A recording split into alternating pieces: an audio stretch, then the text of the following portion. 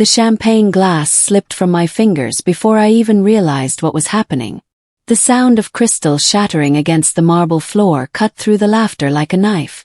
Everyone stopped talking at once. Trent was standing in the middle of the room. His tie loosened. His jaw set hard. "I can't do this," he said flatly. "The wedding's off." 60 faces turned toward me all at once. My mother made a small gasping sound. His mother, Eleanor, folded her arms across her chest. Her lips curved into something that almost looked like a smile. "It's better to be honest now than miserable later," she said to him. She didn't even glance at me. My heart was pounding so hard I thought I might pass out right there.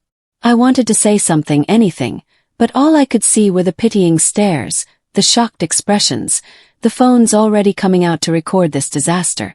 The engagement ring on my finger suddenly felt like it weighed 1,000 pounds. That was the night my fiancé destroyed our future in front of both families, all our friends and everyone we knew. I didn't cry. Not then. Not in front of all those people. I just sat there staring at the empty chair across from me after everyone had left. My makeup was smudged. My hands wouldn't stop shaking. Eleanor's voice kept playing over and over in my head like a broken record. "You're not wife material, Callie. A man like Trent needs a woman who elevates him." She'd said that to me 3 months ago at a family dinner. I tried to ignore it then. But tonight Trent had used almost the exact same words. He'd looked me right in the eyes and said, "You're just not the kind of woman I see myself building a future with." That's when I finally understood. He hadn't just broken my heart on his own.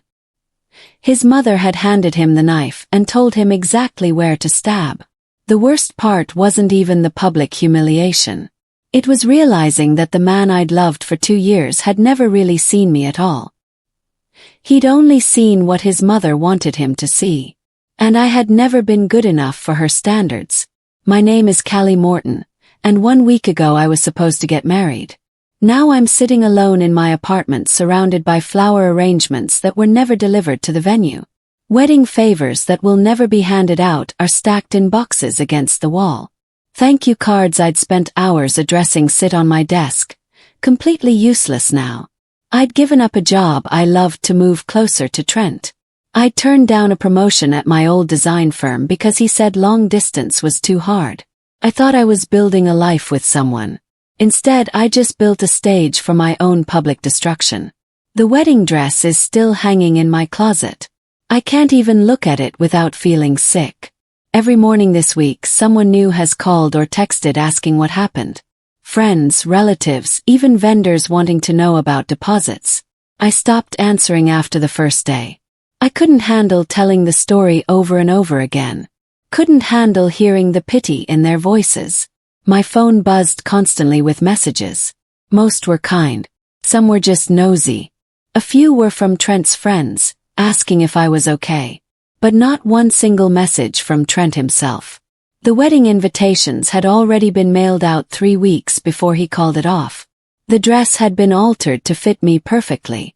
The catering was paid for. The venue was booked. The honeymoon was planned. Everything was ready. And then he just decided he didn't want it anymore.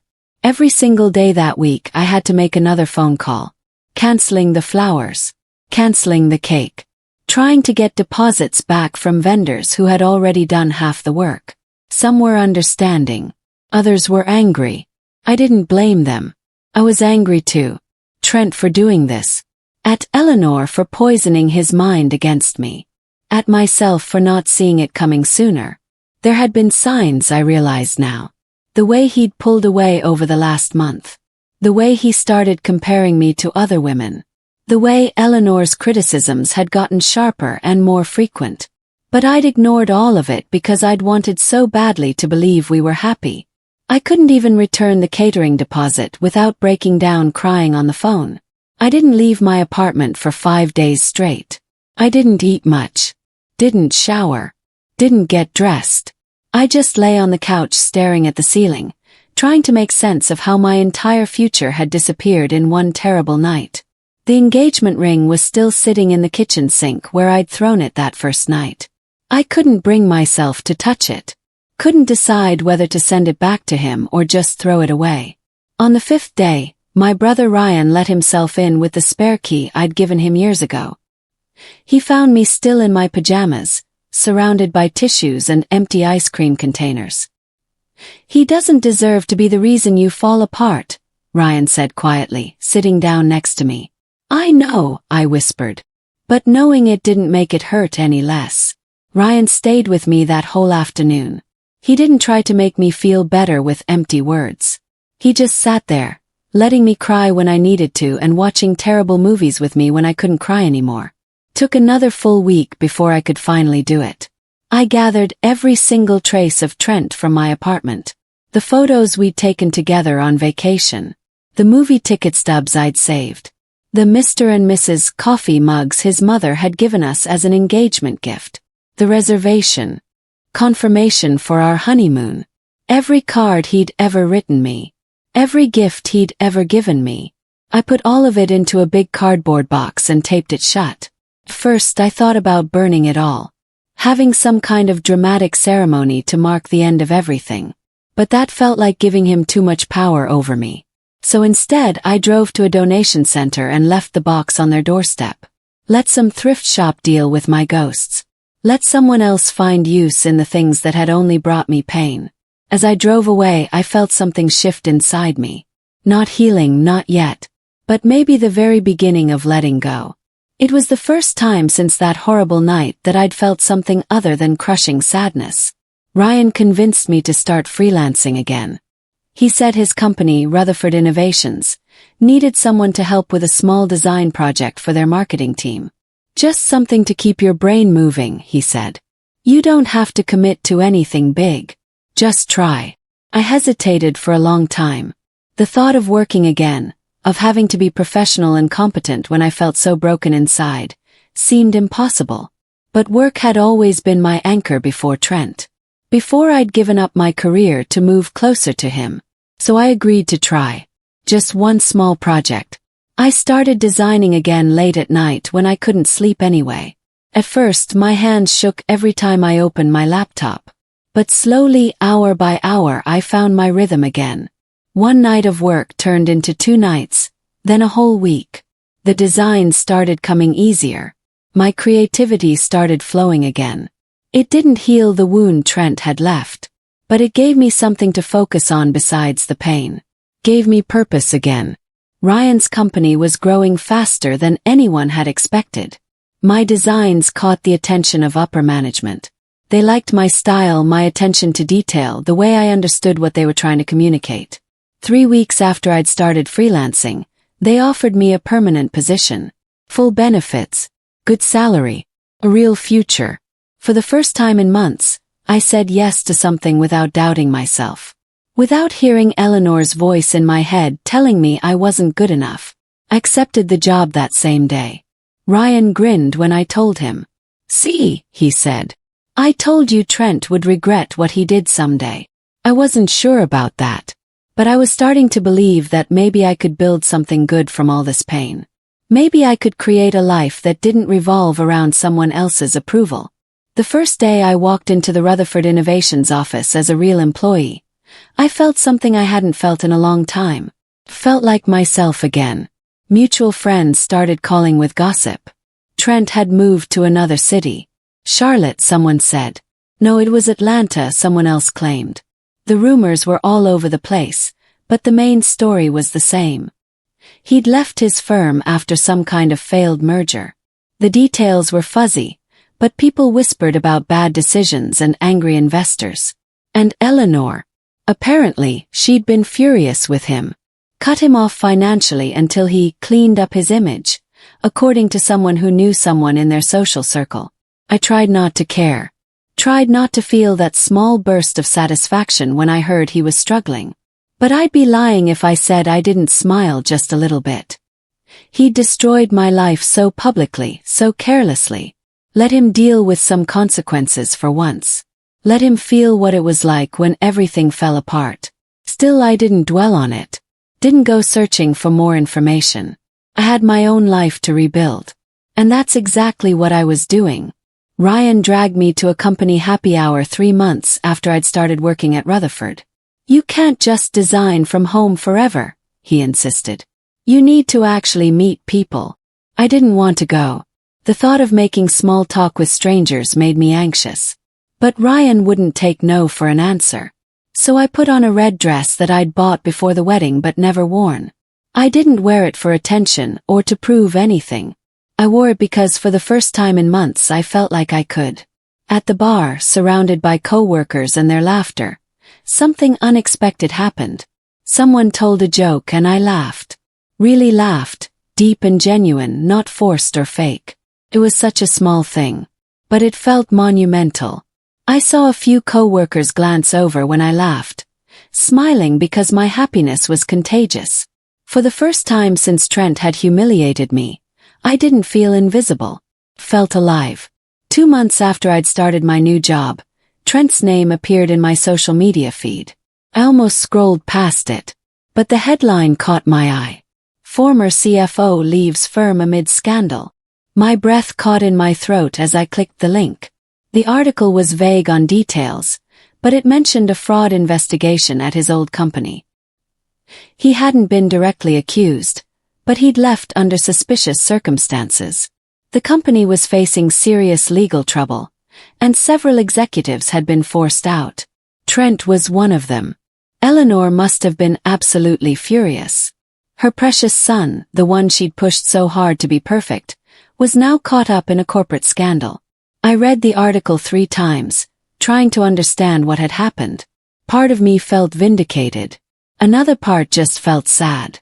This was the man I'd almost married. The man I'd loved. And now his life was falling apart just like mine had. But unlike me, he'd done it to himself. 3 months after that article, huge news broke at work. Rutherford Innovations was merging with another company. Not just any company but Halcyon Enterprises, a massive corporation that specialized in finance consulting. It was the biggest merger in our company's history. Everyone was excited and nervous at the same time. There would be new executives, new departments, new opportunities. Ryan was promoted to Director of Operations as part of the merger. I was so proud of him. He'd worked incredibly hard to get there. The announcement said Halcyon was bringing in new leadership to help turn around some of their struggling divisions. They'd hired several new executives with strong backgrounds in corporate finance. The memo listed their names, but I didn't pay much attention. I was too focused on my own projects, my own work. I had no idea that one of those names would change everything. I had no idea that Trent Walters had just become my coworker. The universe, it seemed, had a twisted sense of humor. It happened on a Thursday morning. I was in conference room B, setting up my laptop for a big presentation. I'd been working on this marketing campaign for weeks, and today was the day I'd show it to the executives. My hands were slightly shaky from nerves, but I felt prepared. Then I heard a voice behind me that made my entire body freeze. "Callie!" That voice. I knew that voice better than my own heartbeat. I turned around slowly, not quite believing what I was hearing. There he was, Trent, standing in the doorway of the conference room, looking at me like he'd seen a ghost. His face had gone completely pale. His eyes were wide with shock. "You work here," he stammered, his voice barely above a whisper. I took a deep breath, forced myself to smile calmly. "I do," I said, keeping my voice steady and professional. Then quietly I added, "Guess we both got promoted." He just stood there, frozen, unable to form words.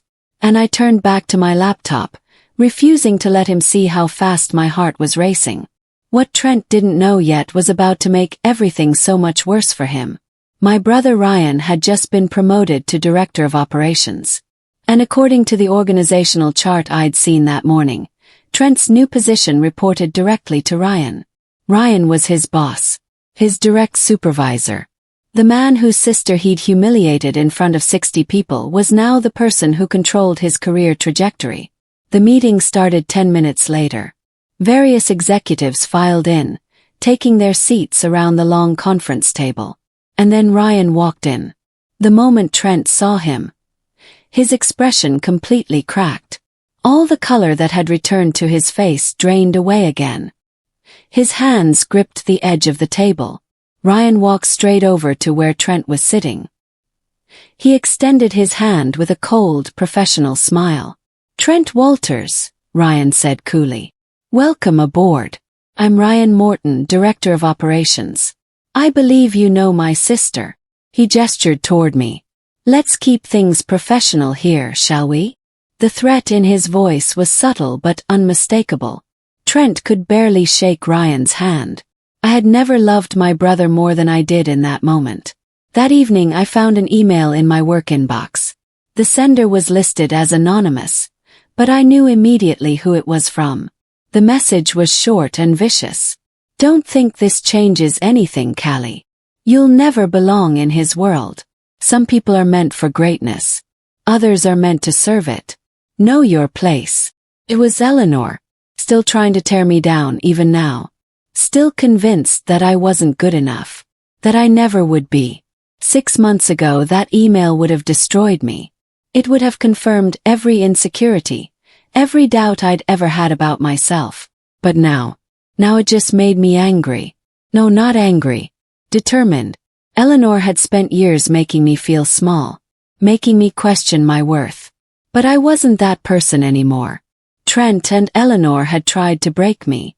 Instead, they just made me stronger. I forwarded the email to HR without responding. Then I deleted it from my inbox and went back to work. Her words didn't have power over me anymore. Over the next few months, Trent tried everything to talk to me.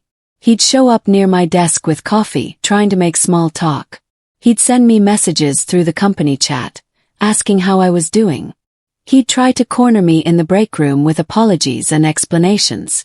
Gave him nothing. Not anger, not forgiveness, not acknowledgement. Just cool, professional distance.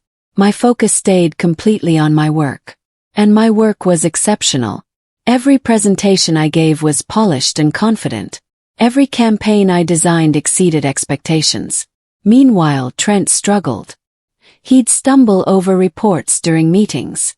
He'd miss deadlines. He'd present half-finished work that Ryan would have to send back for revisions. Ryan noticed every mistake. So did the other executives. They'd hired Trent because of his impressive resume, but his actual performance was disappointing. And every time I presented something brilliant, every time I received praise from the leadership team, Trent had to sit there and watch. It was poetic justice, one spreadsheet at a time. I didn't have to do anything to hurt him. He was doing it to himself. 6 months after the merger, the company hosted a huge gala at a luxury hotel downtown.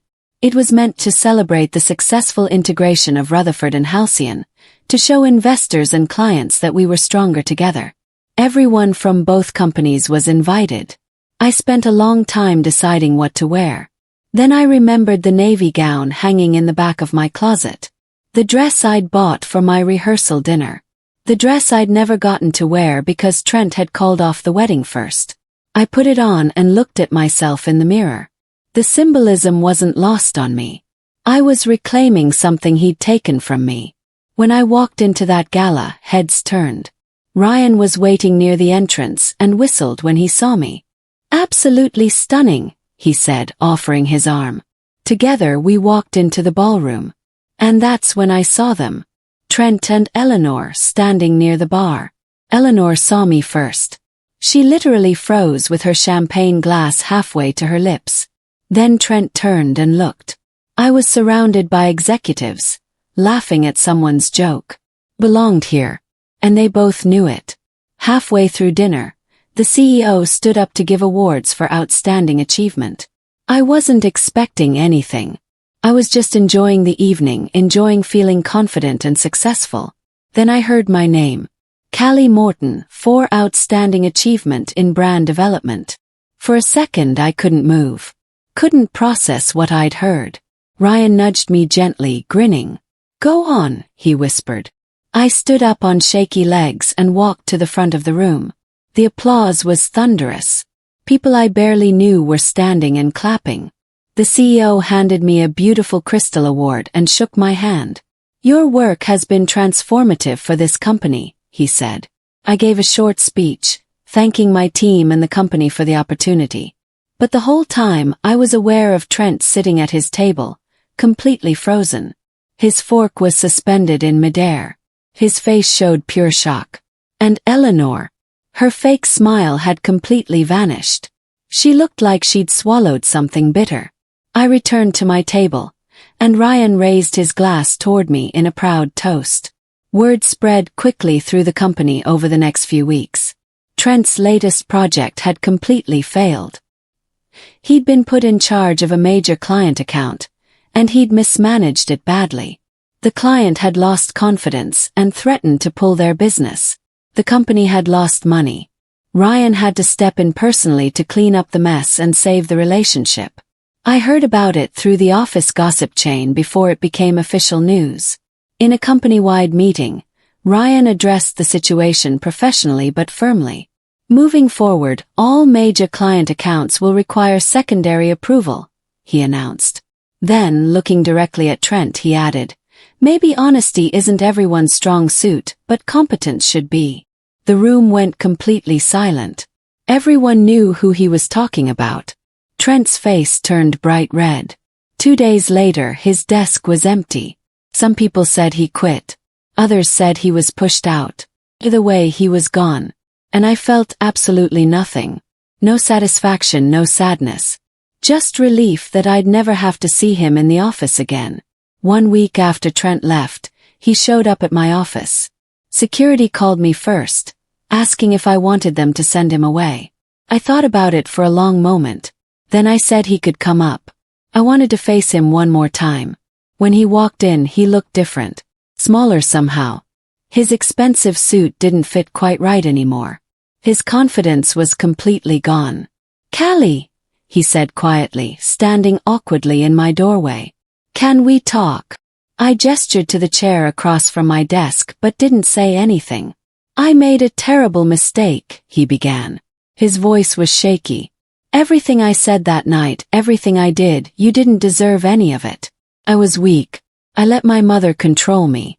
I threw away the best thing that ever happened to me because I was too stupid to see what I had." I listened to his whole speech without interrupting. When he finished, I nodded once. "You're right," I said simply. "I didn't deserve it. I didn't add anything else. Didn't forgive him. Didn't tell him I understood. Just acknowledged the truth." Then came the part one didn't expect. Trent asked if Ryan would be willing to serve as a reference for him. He had an interview lined up at a new firm, and they wanted professional references from his most recent position. He looked desperate when he asked. Humiliated. I told him I'd pass along the message but made no promises. When I mentioned it to Ryan later, he actually laughed. Not a kind laugh. Sharp, cold laugh. "He wants me to recommend him," Ryan said. "After what he did to you." The next day, Ryan called Trent directly. I wasn't there, but Ryan told me what he said. The conversation was short and absolutely brutal. "I don't recommend people who treat family like collateral damage," Ryan told him. "Find someone else." Trent tried to argue, tried to explain. But Ryan had already hung up. When Trent left the building that day, he didn't look back. I watched from my office window as he walked to his car, shoulders slumped, completely defeated. And I felt at peace with it all. 2 weeks later, the news broke everywhere. Eleanor's boutique investment firm was under federal investigation. The headlines were brutal. Elite investment manager faces fraud charges. Society figure accused of financial misconduct. Her name was plastered all over the business news. Her face was on television. The charges were serious.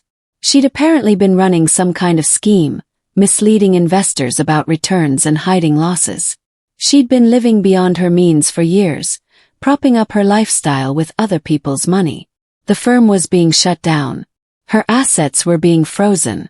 Everything she'd built her identity on was crumbling. I thought about how she'd looked down on me for years. How she'd told me I wasn't good enough for her son. How she'd measured worth in money and status and family connections. And now all of that was gone. Karma, it seemed, had perfect timing. I didn't feel happy about her downfall. But I didn't feel sorry for her either. She'd spent years being cruel. Now she was facing consequences. Trent sent me one final message 3 months after everything fell apart. Came late at night as a text to my personal phone. I'd forgotten to block his number. The message was simple. 4 words. I hope you're happy. I stared at that message for a long time, trying to decide if it was genuine or bitter, trying to figure out if he really cared or if he was just trying to make himself feel better. Finally, I typed back 1 word. Finally. Then I blocked his number, deleted every single text message we'd ever exchanged, removed him from every social media platform, erased the last digital traces of him from my life. It felt like closing a book I'd been reading for too long. A book that had started sweet but turned dark and painful. Now I was ready to start a new story. One where I was the main character. One where I didn't need anyone's approval to know my worth. Exactly 1 year after the night Trent had destroyed our engagement, Ryan hosted a celebration. The design team had hit a major milestone. We'd landed 3 huge new clients in 1 month, and our work was being featured in industry publications. Ryan organized a party at a nice restaurant to celebrate everyone's hard work. When it was time for speeches, Ryan called me up to say a few words. I stood in front of my team, looking at all the faces of people who'd supported me through the hardest year of my life. "A year ago," I said, my voice steady, "I thought my life was over. I thought I'd lost everything that mattered. But I was wrong. I'd only lost the things that were holding me back." My voice cracked slightly, but I kept going. "This team, this work, this company, you've all shown me what real success looks like. Thank you." The applause was thunderous. People stood up and clapped. Several co-workers had tears in their eyes. Ryan was grinning proudly from his seat. I wasn't just surviving anymore. I was thriving. That night, I stood alone on my apartment balcony, looking out at the city lights. The air was cool and clear. Everything felt different than it had a year ago. I thought about Trent and Eleanor and everything they'd put me through. I thought about the girl I'd been when I was engaged, so eager to please, so desperate for approval. That girl was gone. In her place was someone stronger, someone who knew her worth, someone who'd built a career and a life she was proud of. I whispered the words aloud, just for myself. "You were right, Trent. I wasn't the kind of woman for your future." I smiled, feeling the truth of it settle in my chest like warm sunlight. I was the kind you never saw coming. The city lights sparkled below me. My phone buzzed with a message from Ryan asking if I wanted to grab breakfast tomorrow. Another message from a coworker sending me a link to a new project opportunity. My life was full and rich and mine. And I'd never been happier. Not because of revenge, but because I'd finally learned that the only approval I needed was my own.